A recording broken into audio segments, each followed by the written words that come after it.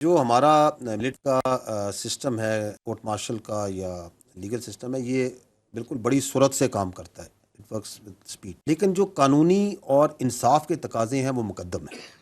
تو جس کا بھی کورٹ مارشل ہوتا ہے اس کو فیئر ٹرائل کے، اس کو وکیل کرنے کے، گواہ پیش کرنے کے، جرا کرنے کے، ثبوت پیش کرنے کے اور اپیل کرنے کا تمام حق حاصل ہوتے ہیں.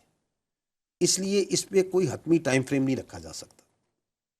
اور جہاں تک آپ نے بات کی ہے کہ اور کتنے لوگ گرفتار ہوئے ہیں، تو میں آپ کو پہلے بھی عرض کی کہ یہ ایک سب جوڈس میٹر ہے، ایک آن گوئنگ قانونی کیس ہے، ٹھیک ہے نا.